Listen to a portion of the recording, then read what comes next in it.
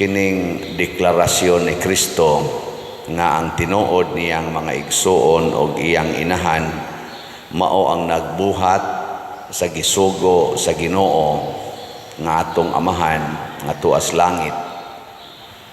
Makadasig kay ni nato nga naman kay pwede gidi ay nga maliwat gyud ta ni Maria. Linya imong tupad na ganahan ka maparihan ni Maria. Ganahan ka niya og di gani ka ganahan pasabot ganahan kang maliwat sa yawa. Kay mo man ay kontra ni Maria dinhi sa kalibutan ang yawa. Diri sa unang pagbasa gipasalig dinhi nga mopuyo uban kanato ang Ginoo. Siya paglipay kay mopuyo ko uban kaninyo. Giunsa man sa Ginoo pagpuyo uban kanato pinaagi sa mahal nga Birhen Maria. Nganong nakapuyo man siya uban nato pinaagi sa mahal nga Birhen Maria kay sa tanang tao dinhi sa kalibutan ang mahal nga Birhen Maria maoy unang nagrepresentar niining gitawag og pagkamasinugtanon sa tanang sugo sa Ginoo. Way sugo sa Ginoo nga balibaran ni Maria. Gani ang iyag yung famous nga deklarasyon kanang iyabang prinsipyo ba, sulugoon ako sa Dios, matuman dinhi kanako ang imong pulong. Gilaing lingi sa imong tupad na wa ka magsupak-supak sa Ginoo. Ingna ko no, wa ka magsupak-supak. Siging simba, siging misa niya, inighumas misa, inighuman simba ang pari, masinupakon kay sugo sa Ginoo. Kanalang sugo sa Ginoo nga pasaylua og kapito ang nakasa nimo. Kinsa man ninyo ana ang ganahan kay mutuman be. Katulo ra labing daghan katulo mo na atong prinsipyo. Unya unsa may mahitabo kung tumano nato ang tanang sugo sa Ginoo, ang Ginoo sad maghimog dagkong mga butang dinhi kanato. Muna si Maria nahimong agianan sa dagko kayong mga grasya. Kadto lang dito sa kasal sa Kana, kinsa may hinungdan nga ang bino nga nahurot na nailisan og unom katadyaw nga bino nga lamian pagyud kayo nga ang tubig nahimong bino. Kinsa may nakapahimo ato? Si Maria. Makahimo gitagdag ko kaing mga butang basta kuyog nato ang Ginoo. Kadtong nakapaayo sa mga buta, mga bakol, mga giyawaan, nangawagtang ang mga yawa, mga sanlahon, nangaayo, hasta ganing patay, mga patay, nabuhi. Kaysa may gabuhat ato, si Kristo. Nganong si Kristo nakapuyo man din sa kalibutan o nakahimo ato mga butanga tungod gyapon ni Maria nga nagsigig sunod sa pulong sa Ginoo. Way reklamo.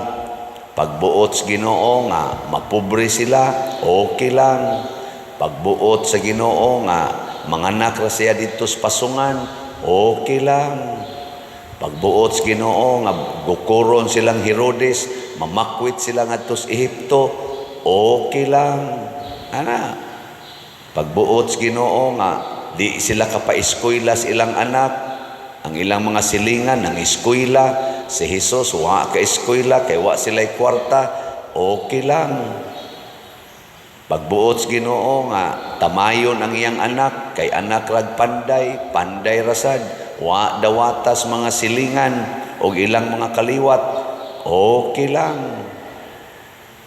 Gibutang-butangan og akusasyon, gihukman nga patyon, gilansang sa cross, okay lang. Ikaw na biling imong tupad. ning na okay ra nimo ilansang sa cross imong anak. Okay ra? Okay lang. Lisod manganig dawat nga di ka eskwela.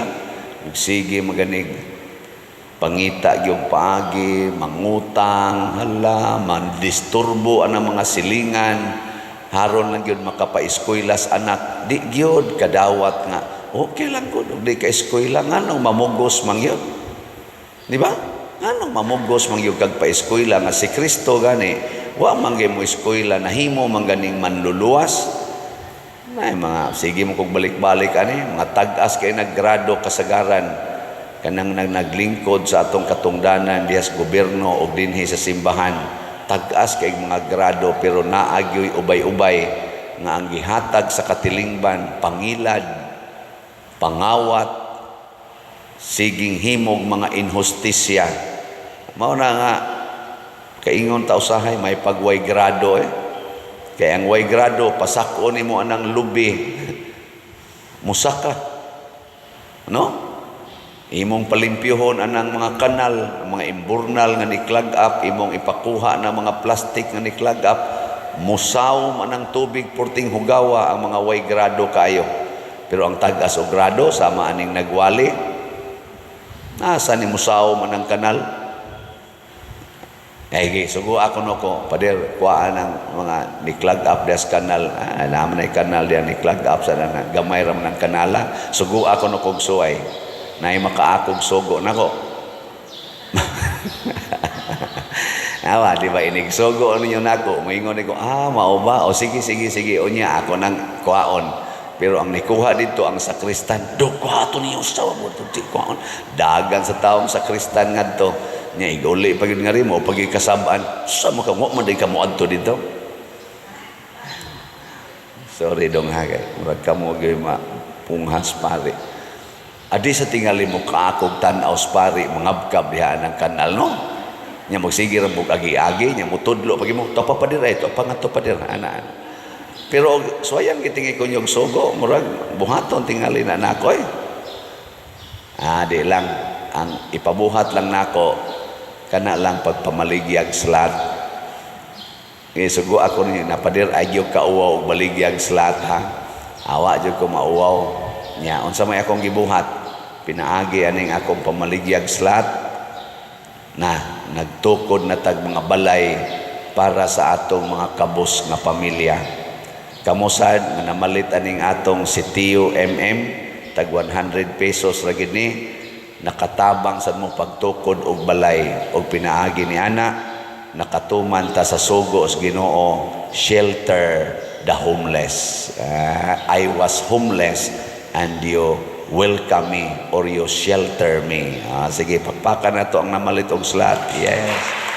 Salamat kayo. Ako rabang gipangandoy nga mahurot unta ni inig birthday nako. Karon na rabang 24 akong birthday. Ang atong si Tio niabot nag 49,389 kaslats ang atong halin. Napay 20,611 kaslots nga available. Nya nasa ni 61 slot challenge kay 61 years old naman ko. Nya 61 sad kabalay ang atong target nga tukuron. Bisag ang nang-apply sobra 100, 61 lang atong tukuron. Nakadawat na sad tag 243 ka 61 slot challenge. Lain na sang pakpak sa namalit og slots. Salamat kayo. Niya ang ato sang SBF dag para nis atong kumbinto, dako-dako patadihag bayronon, pero at least niabot na og 44,114 ang atong halin, 15,886 na lang ang atong mahalin, tag 500 pesos per slot. Sige lang itagpalit ani nya ang atong 16 slot challenge tag 8,000 pesos para sa SBF dag niabot na sag 316 ka 16 slot challenge. Ato na sang pakpakan ang namalit SBF dag. kanindot ani nya naay daghan nga pipila no dili gyud kay daghan pero naay pipila nga nagpa-reserve sa atong investment slot kaning DSAP tag 500,000 pesos. Pero ang ato ra gyung ipon kung ma-remit na nila ang ilang gi-pledge ng kwarta. So ato man ang ilista pero sa pagkakaron open pa ta. Duha na lang ka slots ang available. 500,000 pesos with 25% interest per annum. So kamong nagpa-reserve, i-text lang ko, i-text atong secretary, Remy Ocaba or si Hinara Laborte or si Brad Loloy or Brad Bernardo Jacobi kung gusto mong magpa-reserve kay nanay makarimit dinhi nga duha ka tag 500,000 ma-close na ni siya. Pero kamong nagpa-reserve ug kanus-an na ninyo i-remit inyong investment slot, ato gyapon ang dawaton basta before ni siya ma-close nakapa-reserve na mo. Kining tanan mga igsoon atong gibuhat alang Dios kaayuhan sa atong isig katao kay ang sugo sa Ginoo nga mao sa gituman ni Maria higugmaa ang imong isig katao sama sa imong kaugalingon. The primary commandment in relation sa atong isig katao. Og pinaagi niini maghimo ang Dios og dagkong mga butang. Kita dinhi pinaagi aning atong pagsigig paningkamot uban sa atong mga kasalanan aningkamot ta pagsunod sa sugo sa Ginoo. Ang atong parokya nakahimo og dagkong mga butang. Kinilang atong nahimo dinhi nga mga development sa atong parokya. Naam sa ko'y na meeting karong bag-o wa gimilaing giistoryahan ang kining mga nanghitabo dinhi sa parokya nga makaingon tang dili katuhuan kaayo no na in the span of around 4 years natong kumbate kay nagiam sa tag pandemic ay butang ta lang 5 years gyud mauna ni ang atong nabuhat nya dili lang dinhi sa parokya ngadto pas kapilinya sa archdiocesan nga mga projects nakatabang sa ta financially pinaagi sa atong slot ngadto sa ubang mga daghan na gyud nga mga parokya, mga communities sa ilang activities o sa ilang mga projects sa pag-repair sa ilang mga kumbento, mga parish churches daghan-daghan na gitag natabang dinhi.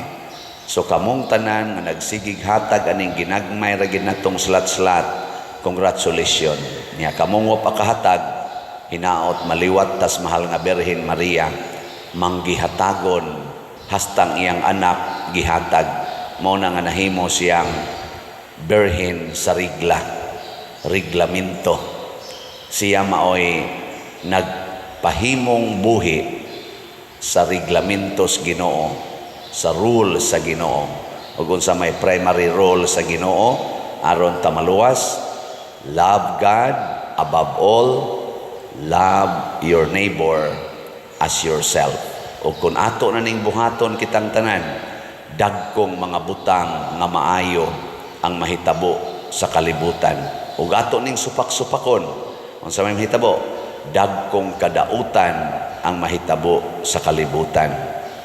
Ngi katapusang lingi sa imong tupad lingi ning na sugod karon ako nagyong ipapatay ang akong anak na ba ako nang ipapatay ang akong anak kun kinahanglanon mas Ginoo ana dili kay sige ra jud kadihag possessive kay ka let go of everyone and everything for in obedience to God. Maunay gikinahanglan aron dili na ta mag-away, di na ta magsigi gubat, di na ta magsigi og binungulay. Manindog ta.